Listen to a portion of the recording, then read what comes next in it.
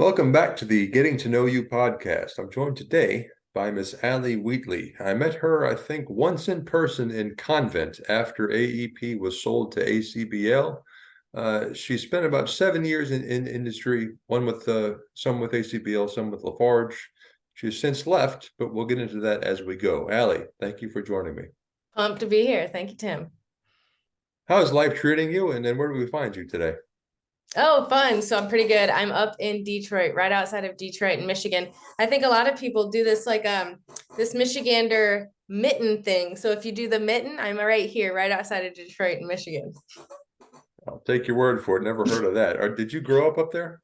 No, sir. I grew up actually outside of Cincinnati, Ohio. Was there until I went to school in Louisville, Kentucky. And then I've been up here now for about 5 years. Okay. Yeah. No need at all to call me sir. Um, Fair. anyway. All right. So tell me, where were you born and kind of tell me about your childhood. What did your parents do? Any siblings? The whole Yeah, story for up sure. until say college. So let's see, I was born in Cincinnati, right outside of Cincinnati.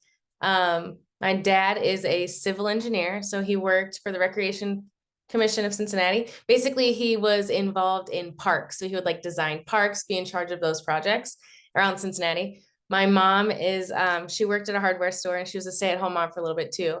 I've got a brother and a sister, and they have both fire red hair, which is always so fun because I'm the middle child and I have brown hair. My brother, he is a little younger than me. We're all about a year and a half apart. He is a mechanical engineer and also a freelance writer. So he writes like ads and stuff, which is pretty cool for like freelancers like you guys, right? And then my sister works for, I believe, GE. She works in logistics, kind of like we did, right? Spread the wealth. She works in logistics. So grew up in Cincinnati, moved to Harrison, Ohio, which is this tiny little town on the border of Indiana. Lived a great little childhood, went to Disney World a lot, had fun, never heard of the river industry, moved to Louisville, Kentucky to go to school, met my husband there.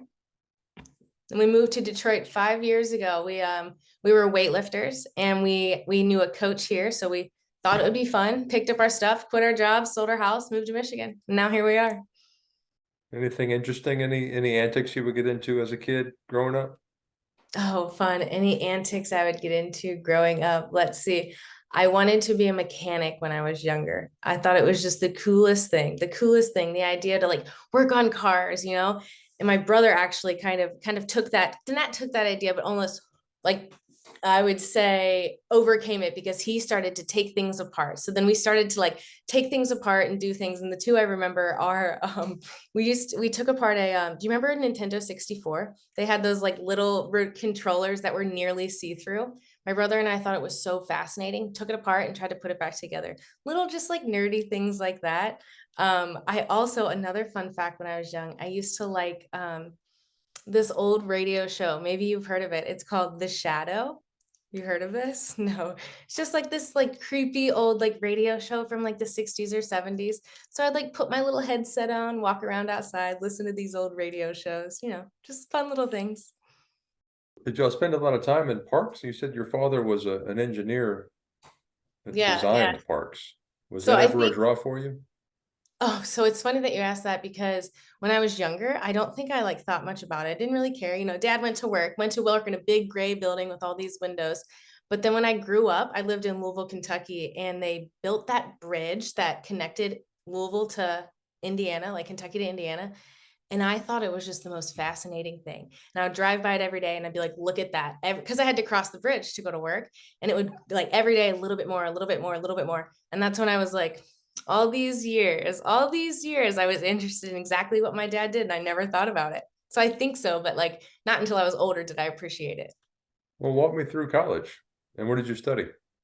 Oh yeah. So I went to Louisville, go Cards, Louisville, Kentucky. So I went to school for economics. I wanted to be a lawyer. I thought it'd be fascinating. And when I was in high school, I kind of had this like lawyer mentor. So I kind of had a career path. And so I took economics. I have an economics degree. And when I graduated from college, didn't go into economics at all. But that's all right. That's what happens, right? Did you try to go into economics? Not necessarily. I needed an internship because you go to college and you think you need an internship. So I found an internship with American Commercial Barge Line when I was studying abroad, and I randomly applied, not even knowing what a barge was, and the rest is history. Well, before we jump to that, any interesting stories come to mind from your time in college? I studied abroad in college. I've not had to answer that in a long time. I studied abroad in Budapest, Hungary for 4 months in college, and that was incredible, an incredible experience. Tell me about it. What was the coursework? And I've never left the country, so Oh, fill me in. man. It's it's funny that you ask because it's the best part was, so when you're in college, I worked and you're like social and you're running and you're running and you're running. And then I studied abroad and like life just like slowed down. I couldn't work, you study abroad. I went to Budapest. I studied economics. I went to Corvinus School of Economics. Just normal business classes. It was my senior year, so I was able to take some fun ones, like not just like electives, but like really fun ones. But studying abroad, I didn't speak Hungarian. So you very quickly have to realize like how to ask for help, how to talk to people, how to like, you can't just walk into a store and kind of like get what you want. It was a very independent experience. So I loved that I just got to like slow down. You know what I mean? I didn't have to go to work. I didn't have to run around. I didn't have all these responsibilities. It was just a way to just like kind of live in the culture. It's quite nice. Well, tell me about it. Let's see. I think the best part, oh my God, you said you've never been out of the country. So you can like get on a train. You can get on a train, you can rent an overnight bed on a train, and you can wake up in a different country. So that was the best part. So I was there for 16 weeks and I saw 14 countries. And my husband, my now husband, was able to come over and he came for 2 weeks. And we would just like hop on a train, go to a different city. You leave school on Friday night and get on a train and wake up in Sweden. It's just incredible to like be able to pick a spot and go. And it's equivalent to like now that I'm a little older, going to Montana across the United States is also incredible, right? You just get on a plane and you're in a completely different world. And it's like that, just a little different because it's in a different country. Did you have a favorite country, favorite site, favorite Oh thing you yeah. did?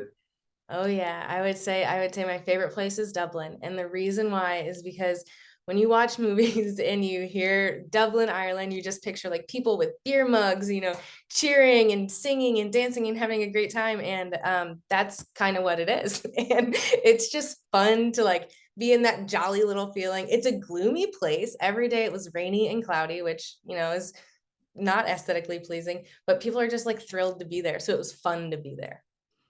You a beer drinker?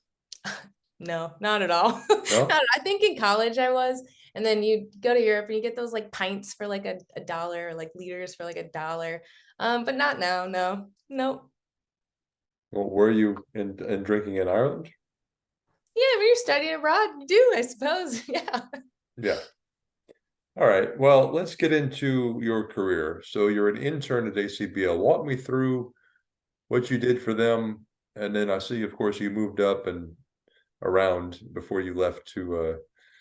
It was an interesting transition. I'd like you to share where your Yeah. next employer was and kind of how that connection formed. But anyway, How fun. Yeah. So I was an intern, ACBL at the time, it was American Commercial Lines, now ACBL.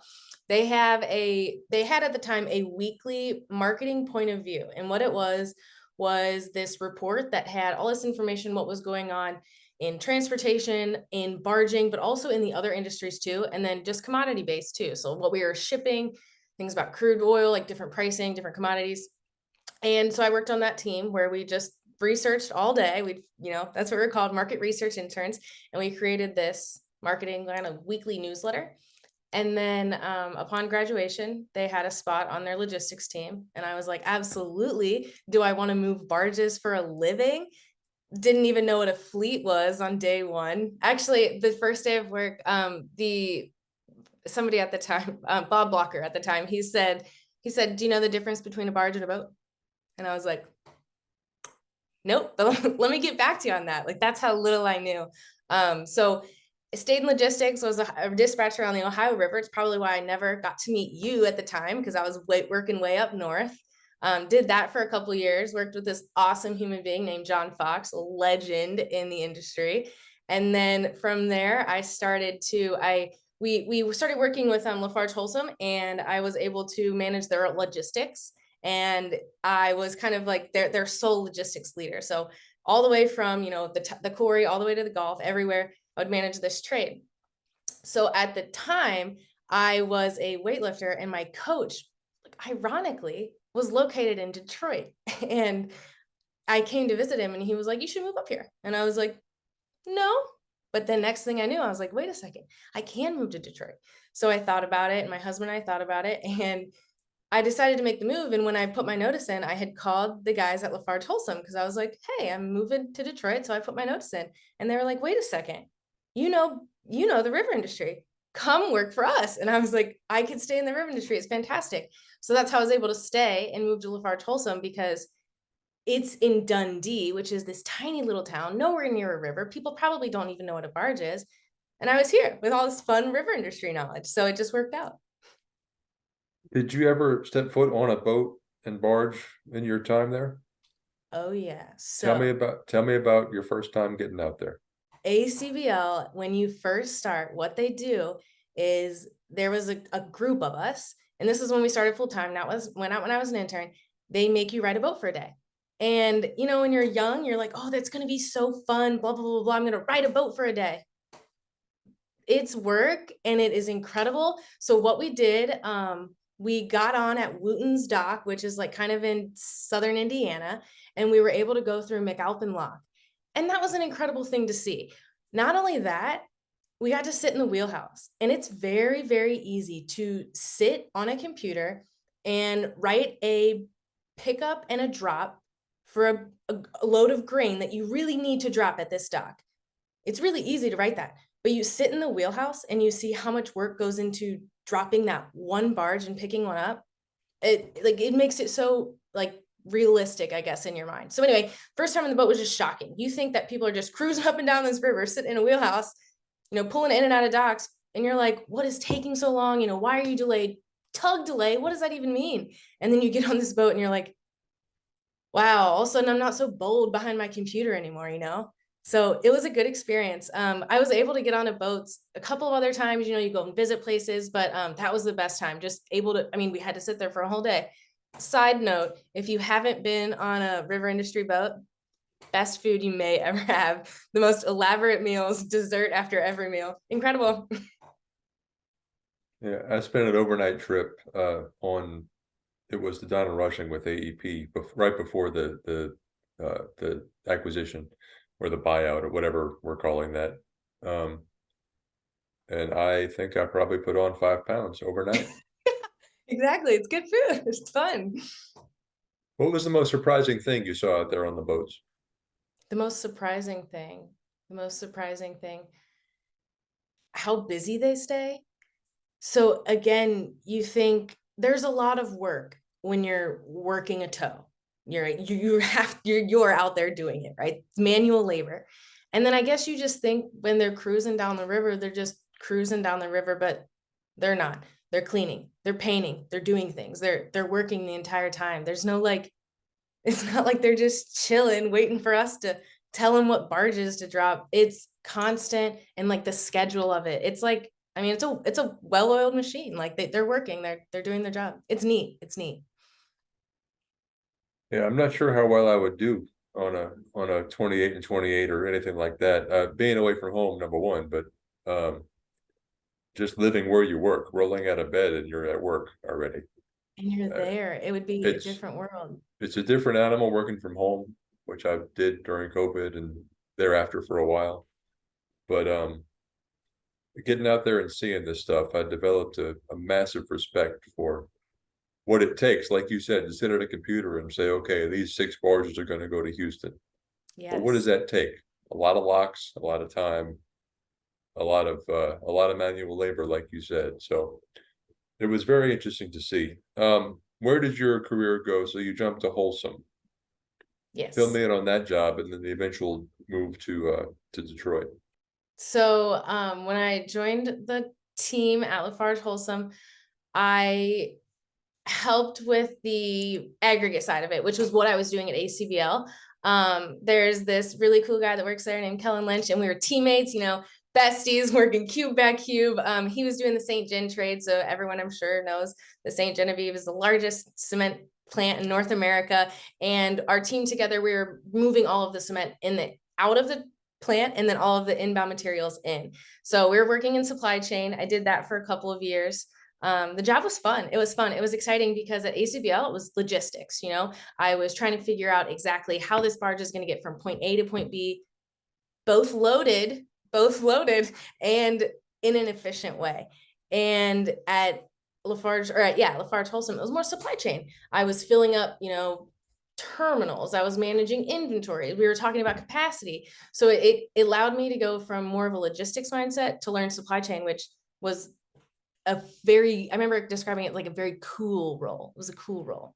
Speaking of Kellen the Great, he actually appeared with some Holcim folks on one of the weekly Ingram videos when they did some little joint training session.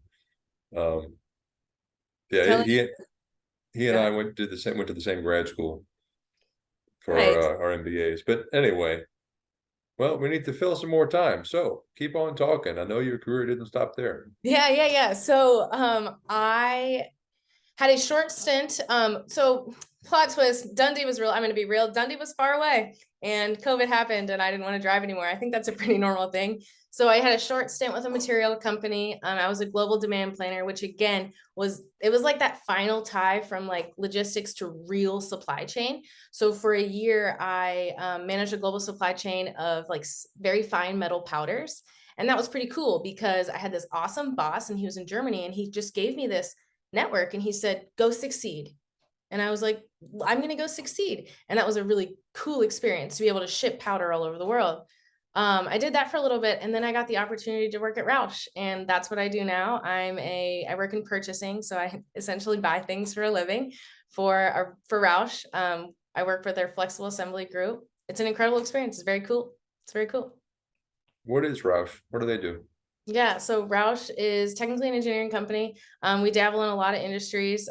We have, programs with agriculture. We have, we're working the entertainment section, defense. I think most people know us for Roush Racing. I should have started with that. Most people say, oh, Roush Racing. Jack Roush was a big NASCAR, we still have racing and performance products, but we have a whole slew of things.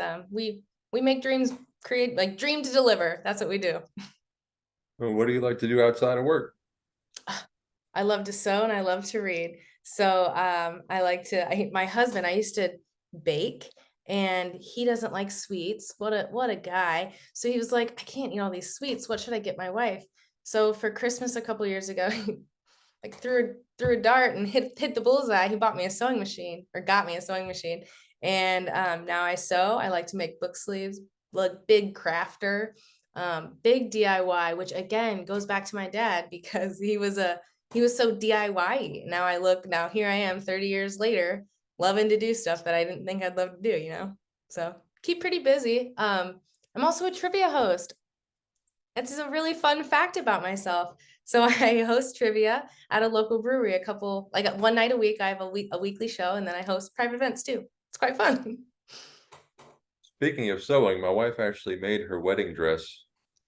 And yeah, I'll send you pictures later. Incredible. And we just got her a fancy machine last November with embroidery and all kind of stuff. Lucky gal. Yeah, she's good at that. She makes stuffed animals for nieces and nephews and that's fun. Yeah, I just made my first baby blanket. It was a cool experience. Yeah. How'd you do it? She has I forget what it's called, but it's like 4 layers and she'll trim them up and sew this channel and I forget what it's called. Mine was really simple. Actually, mine was just a piece of flannel, a piece of minky tied together and put inside out. It was very simple. Yeah. What are you passionate about?